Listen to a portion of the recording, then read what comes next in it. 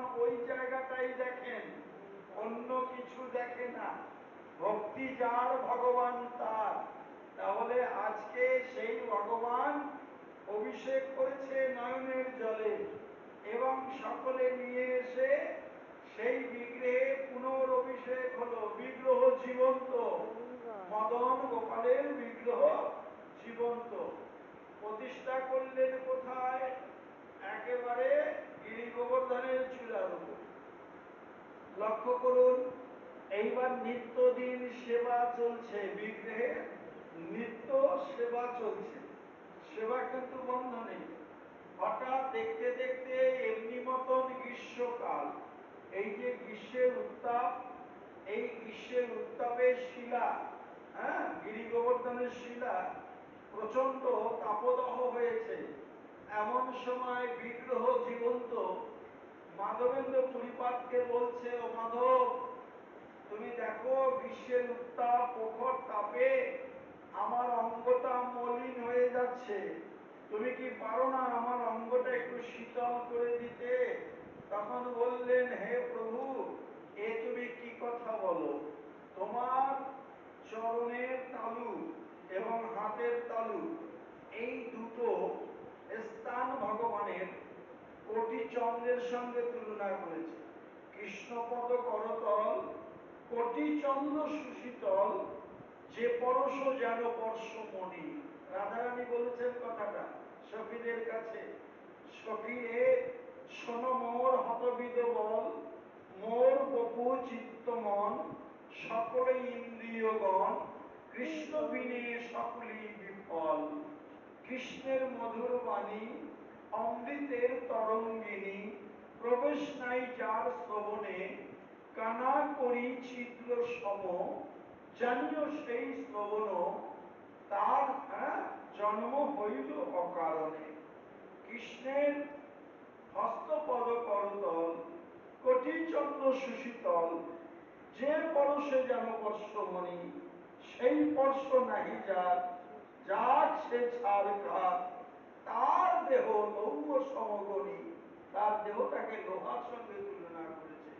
গোবিন্দের চরণের সঙ্গে যার সম্বন্ধ নাই, তার দেহটা লোহার সঙ্গে তুলনা করেছে। তাহলে সে হেন কোটিচন্দ্র সুশীতল যে চরণ, যে হস্ত, তাকে আবার শীতল করতে পারে গ্রীষ্মের তাপে, আবার তাকে কি করে তাপদাহ দিতে পারে?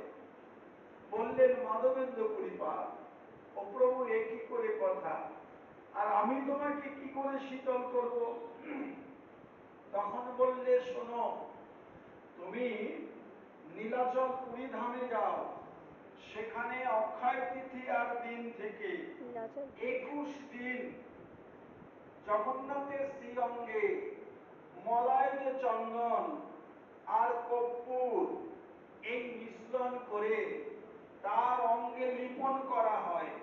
তাই যদি তুমি একবার আমার জন্য সেই নীলাচল পুরী হতে যদি একটু ওই মলয় চন্দন নিয়ে এসে আমার অঙ্গে লিপন করো, তবে আমার তাপদাহ দূর হবে। মাধবেন্দ্র পুরী কথাটা শ্রবণ করলেন। বিদ্যা তো বৃদ্ধ, একবারও বললেন না আমি এই বয়সে কি করে এত দুর্গম পথ পায়ে হেঁটে যাব। সেবার আদেশ হয়েছে। এমন সময় গৌড়দেশ থেকে দুইজন বৈষ্ণব গিয়েছিলেন। তখন মাধবেন্দ্র পুরী এই দুই বৈষ্ণবের হাতে সেবার ভার সঁপে দিলেন। সেবার ভার সঁপে দিয়ে ওই মদন মোহনের সেবার ভার যখন সঁপে দিলেন, লক্ষ্য করবেন মদন গোপালও যে, মদন মোহনও সে। কি করে মদন মোহন থেকে মদন গোপাল হয়েছিল আপনাদের জানা আছে? মদন গোপাল ছিল তো মদন মোহন, হয়ে গেল মদন গোপাল। কিভাবে জানেন? অদ্বৈত প্রভু পরবর্তীতে অদ্বৈত প্রভু যখন বৃন্দাবন গেল, তখন বৃন্দাবনে গিয়ে অদ্বৈত প্রভুকে স্বপ্ন দিলেন, আদিত্য ঠিলার কাছে আমি সেখানে রয়েছি, আমাকে সেখান থেকে প্রকট করো, উদ্ধার করো। যখন লুপ্ত তীর্থকে উদ্ধার করছে, এক একজন গোস্বামীগণের হাতে উঠে আসছেন, তখন এই অদ্বৈত প্রভু তখন মধুর বৃন্দাবনে গিয়ে এই আদিত্য ছিলা যমুনার কুলে, আদিত্য ছিলা নাম কেন, এখানে দাঁড়িয়ে রাধারানী সূর্যদেবের পুজো করেছিলেন। যখন কালীয় দমন করেছিল 3 দিন জলমগ্ন কৃষ্ণ, তখন কৃষ্ণের অঙ্গ শীতল ঠান্ডা, তখন রাধারানী আদিত্য, সূর্যের এক নাম আদিত্য দেব, এর নাম দ্বাদশ আদিত্য। তাই এই খিলার উপরে দাঁড়িয়ে রাধারানী আদিত্য সূর্যদেবের আরাধনা করে বলেছিলেন, হে সূর্যদেব, হে ভানু, একবার তুমি আমার কানুরঙ্গে তাপ দাও।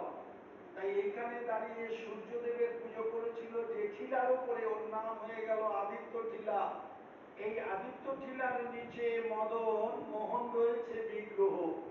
মদন মোহন বিগ্রহ অদ্বৈত প্রভু স্বপ্ন পেল, স্বপ্ন পেয়ে বিগ্রহ প্রকট করলেন।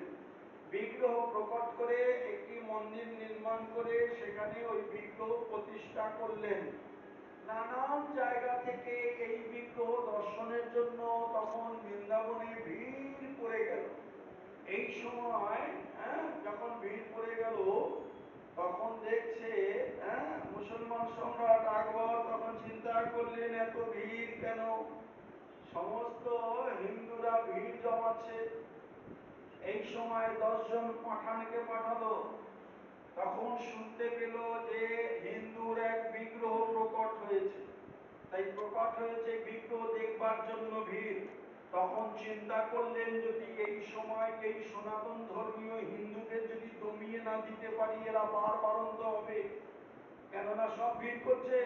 তখন মুসলমান সমাজ লক্ষ্য করবেন, তখন 10 জন পাঠান পাঠিয়েছিলেন মুসলিম, তারা এই বিগ্রহ ভেঙে দেবার